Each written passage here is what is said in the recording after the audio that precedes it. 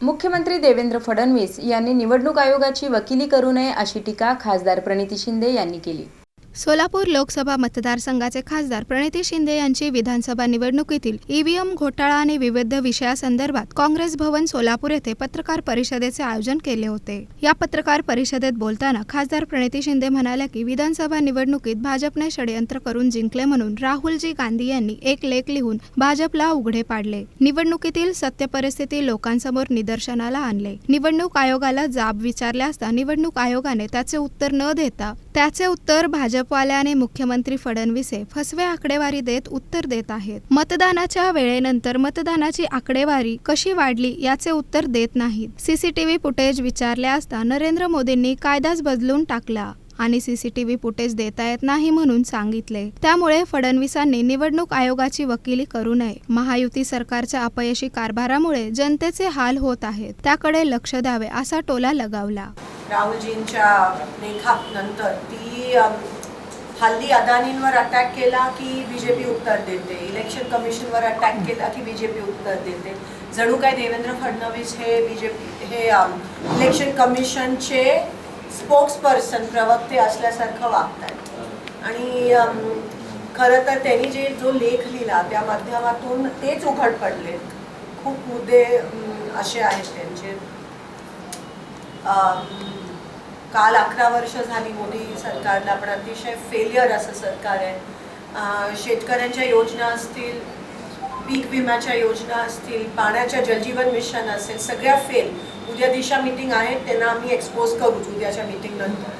पण आज जे काही सत्य परिस्थिती लोकसभा आणि विधानसभेच्या मध्ये घडली 2024 मध्ये, ती त्याबद्दल आणि देवेंद्र फडणवीसचा पूर्ण जो लेख होता त्याबद्दल आम्ही या ठिकाणी बोलत आहोत। सीसीटीव्हीचा कायदा जेव्हा आम्ही मागितलं सीसीटीव्ही फुटेज, तेव्हा मोदी सरकारने सीसीटीव्ही कायद्यामध्ये बदल केले आणि अमेंड केलं आणि त्याच्यामध्ये सांगितलं की सीसीटीव्हीचं फुटेजचं ॲक्सेस तुम्हाला त्या ठिकाणी मिळणार नाही। मग नेमकं का लपवतात, का त्यांना द्यायचं नाही, काय लपवायचा प्रयत्न करता, का तुम्ही उघडकी सगळ्यांच्या समोर उत्तरं देत नाही आहात आणि आकडेवारी देत नाही आहात। आणि फडणवीसजी महाराष्ट्राची धुरा सांभाळा, स्पोक्सपर्सन बनायचं त्या ठिकाणी प्रयत्न करू नका। अकार्यक्षम अयशस्वी असे तुम्ही प्रवक्ते भाजपचे आहात आणि ईसीचे आहात। सोलापूर शहरात गेल्या 12 वर्षांपूर्वी विमानसेवा सुरू होती, भाजपच्या काळात बंद पडली। गेले 11 वर्षे देशात राज्यात भाजपची सत्ता असून सुद्धा विमानसेवा का सुरू होऊ शकली नाही याचे उत्तर कोणीच देत नाही। काल सर्वांच्या प्रयत्नाने विमानसेवा सुरू झाली, त्याचे स्वागत करते।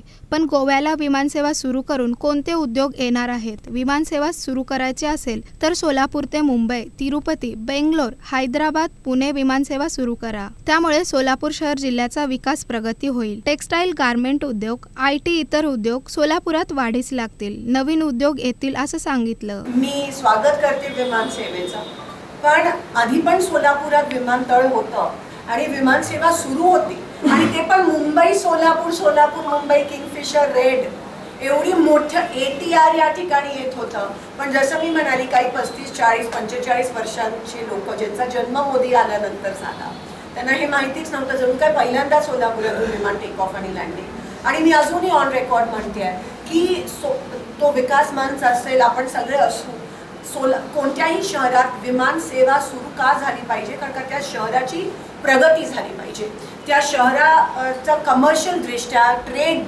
दृष्ट्या त्या शहराचा विकास झाला पाहिजे, प्रगती झाली पाहिजे। फॉर एक्झाम्पल, आपल्याकडे पॉवरलूम आहे, टेक्सटाईल आहे, आपल्या इकडे IT झालं पाहिजे, आपल्या इकडे अनेक उद्योग आले पाहिजेत। गोव्याला सर्व्हिस सुरू करून आपल्या इकडे कोणते उद्योग येणार आहेत? आणि काल बोलताना ते म्हणाले की वाया गोवा तुम्ही मुंबईला जाऊ शकता, वाया गोवा तुम्ही, म्हणजे काय सिद्ध करताय तुम्ही?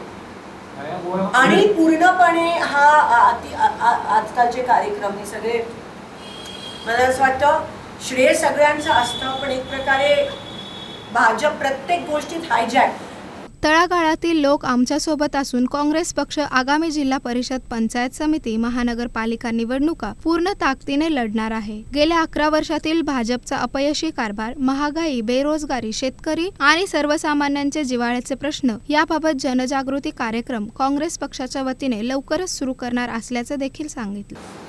आणि म्हणून लवकरात लवकर नाईट लँडिंगची फॅसिलिटी असायला पाहिजे सोलापुरात. आणि सोलापूर मुंबई हे ह्या ठिकाणी सुरू झालं पाहिजे.